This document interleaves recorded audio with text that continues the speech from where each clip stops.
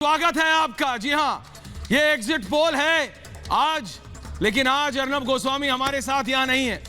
हर election में निधि जब भी होता है रिपब्लिक नेटवर्क का, तो अर्नब गोस्वामी होते हैं और उनको एक अलग शौक है, एक अलग उनका चाह होता है। आज अर्नब गोस्वामी नहीं है। इस समय उनकी बेल पिटीशन पर जो बहस है वो जारी है मुंबई हाईकोर्ट में।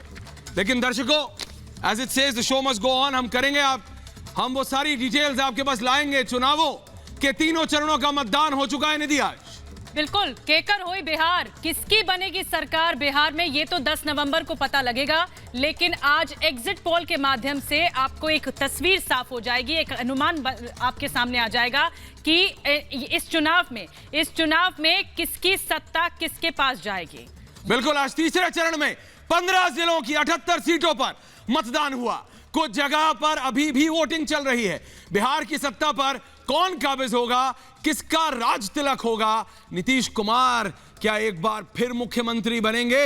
उन्होंने कह दिया है दर्शकों, देशवासियों, कि यह उनका आखिरी इलेक्शन है। या फिर लालू प्रसाद यादव के सुपुत्र, जिन्होंने ना मां ना बाप, किसी की तस्वीर इस्तेमाल नहीं की, क्योंकि वो नहीं चाहते कि बिहार की जो जनता है, बिहार के जो युवा है, उसको याद आए लालू का जंगल राज। इसलिए वो कह रहे हैं, मैं तेजस्वी यादव आरजेडी की एक नई सोच वाली सरकार बनाऊंगा। चुनाव में कौन बाजी मारेगा, इस पर रिपब्लिक टीवी, जी हां, इस पर रिपब्लिक टीवी और जन की बात अगले 2 घंटे तक आपको एक एक सीट का हाल बताएगा। आपको चाहे वो फेज वाइज हो, चाहे वो रीजन वाइज हो, या कास्ट एक ऐसी चीज है जो यूपी बिहार के इलेक्शन में निधि नकारी नहीं जा सकती, उस पर भी बेस सारे समीकरणों के अनुसार आपको बताएंगे कि कौन जीतने वाला है या कौन जीत सकता है इस बार का बिहार इलेक्शन। ऐश्वर्या, आप ठीक कह रहे हैं, क्योंकि अब ये देखना होगा कि जो मतदान किया गया मतदाताओं की तरफ से, मतदान के मुद्दे क्या थे। क्योंकि इस बार स्वप्न दिखाए गए रोजगार के युवाओं को, तो युवाओं ने किसके पक्ष में मतदान किया, किसकी सत्ता बनवा रहे हैं युवा, जो बिहार के युवा है, क्योंकि युवाओं को ही टारगेट किया गया था पार्टियों की तरफ से ही। और अगर महागठबंधन की बात की जाए तो तेजस्वी यादव के लिए अग्नि परीक्षा है ऐश्वर्या। तो वहीं सत्ता विरोधी बात, जो ये फैक्टर है सत्ता विरोधी, एंटी इनकम्बेंसी, ये भी एक तरह से सामने है नीतीश कुमार के। बिल्कुल, और हम आपको दिखा रहे हैं दर्शकों को, उससे पहले कि हम अपना पूरा पैनल खोले, निधि 2015 के ये रिजल्ट्स हैं, आप अपने स्क्रीन पे देख सकते हैं। आरजेडी के पास 18% वोट था, इसी तरह दूसरे के पास 7%। आप देखिए सीट्स, ये 2015 की, बीजेपी 53, कांग्रेस 27, जेडीयू 71 और फिर 80, आरएलएसपी 2, एलजेपी 2। चिराग पासवान इस बार कह रहे हैं कि भाई मैं तो 25-30 से ऊपर पहुंच जाऊंगा, लेकिन हम भी एक थे। तो इस समय हमारे पास पूरा पैनल तैयार है निधि। हमारे साथ जन की बात के प्रदीप भंडारी भी हैं, जन की बात के प्रदीप भंडारी भी हैं हमारे साथ, नुपुर शर्मा है हमारे साथ, राकेश कुमार हैं स्टेट प्रवक्ता है लोक जनशक्ति पार्टी के, ओम प्रकाश सेतु हैं जेडीयू के, अभिषेक यादव हैं आरजेडी के, राजीव मिश्रा हैं जन अधिकार पार्टी और डॉक्टर अमित कुमार हैं आरएलएसपी के।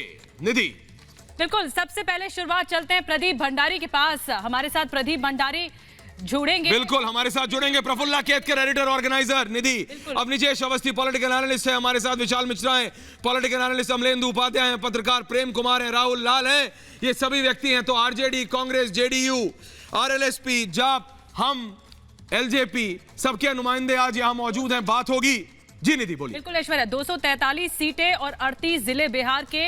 इस बार बाजी कौन मारेगा? एग्जिट पोल के माध्यम से सबसे सटीक एग्जिट पोल आप देख पाएंगे रिपब्लिक टीवी और जन की बात का। कुछ देर में प्रदीप भंडारी भी हमारे साथ जुड़ेंगे, लेकिन शुरुआत प्रफुल्ला केतकर आपसे, एडिटर ऑर्गेनाइजर से हमारे साथ जुड़ चुके हैं।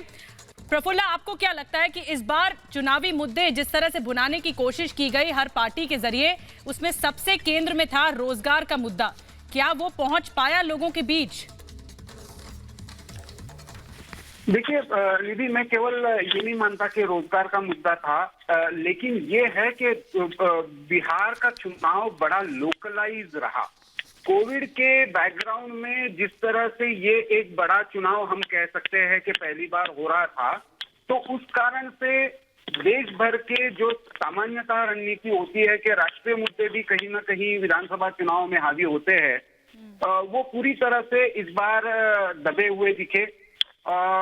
दूसरी बात जो एक महत्वपूर्ण ध्यान में आई कि शायद लालू प्रसाद यादव और उनकी जनरेशन, चाहे नीतीश कुमार स्वयं क्यों ना हो, लेकिन शरद यादव भी इसमें नहीं थे। तो उस जनरेशन से बिहार शायद अब एक नई करवट, नीतीश ने जाते जाते ये कह दिया, तो एक जनरेशनल चेंज का भी ये चुनाव हम कह सकते हैं।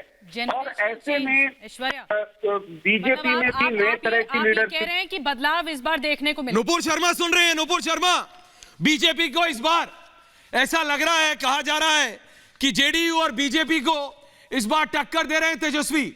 नुपुर, कहा जा रहा है कि सुशासन बाबू जो नीतीश कुमार ने एक इमेज बनाई थी और प्रधानमंत्री नरेंद्र मोदी की जो विकास की इमेज थी उसको टक्कर देने की पिछली बार तो कोशिश भी नहीं कर पाए थे, इस बार टक्कर देने की कोशिश रेस में है आरजेडी। नुपुर, देखिए, पिछली बार हम लोग साथ में चुनाव लड़े नहीं थे 2015 में, आप इस बात को नहीं भूल सकते। दूसरी बात और बहुत अहम बात यह है, आपको ध्यान ही होगा ये तो ऐश्वर्या, किस तरीके से जेडीयू ने आरजेडी के साथ सरकार बनाई जी। थी। अगर थोड़े इतिहास में जाएंगे तो नीतीश जी लालू जी के बहुत करीबी होते थे। हाँ। वो राजनीति में बहुत पुराना हाथ है, लेकिन उनके सारे घोटाले और उनके भ्रष्टाचार के चलते नीतीश जी वहां से निकले, समता पार्टी और पूरा इतिहास पूरी दुनिया अमलेंदु कह रहे हैं गलत है। अब मैं अमलेंदु कह रहे हैं गलत है आप। मैं